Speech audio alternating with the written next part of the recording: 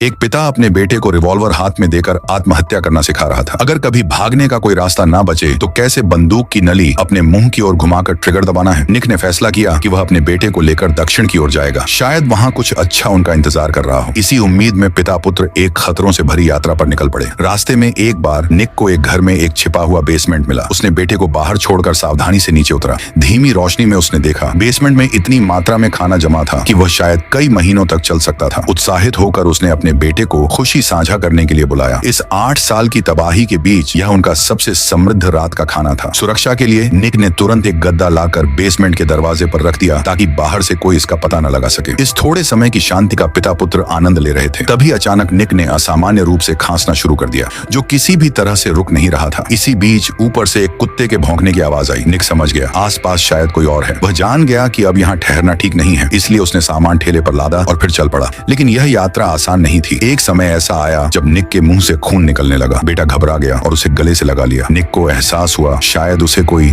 लाइलाज बीमारी हो गई है। कुछ दूर चलने के बाद वह शारीरिक रूप से और भी बीमार पड़ने लगा। उसे समझ आ गया कि उसके शरीर में कैंसर फैल चुका है। चिकित्सा की कोई सुविधा न होने के कारण वह जानता था कि उसके दिन अब गिनती के हैं। लेकिन उसका बेटा अब भी मासूम और सहानुभूतिपूर्ण था। निक ने बेटे से कहा, दक्षिण की ओर चलते रहना, ठीक वैसे ही जैसे वे पहले चलते थे। और वहीं निक ने अपनी अंतिम सांस ली। बेटे ने आंसू रोककर बंदूक अपनी कमर में खोस ली। वह अब भी पिता की सिखाई राह पर चल रहा था। ठीक उसी समय अचानक सामने एक अजनबी दिखाई दिया। बेटा डर के मारे उस पर बंदूक तान देता है, लेकिन वह आदमी डरता नहीं, बल्कि बेटे को असहाय देखकर उसे अपने परिवार के साथ रहने का प्रस्ताव देता है। बेटा देखता है एक स्नेही महिला, एक जोड़ी भाई बहन और यहाँ तक कि एक जीवित कुत्ता। यही था उनका परिवार। और तभी बच्चे को एहसास हुआ शायद उसे अब एक सुरक्षित ठिकाना मिल गया है।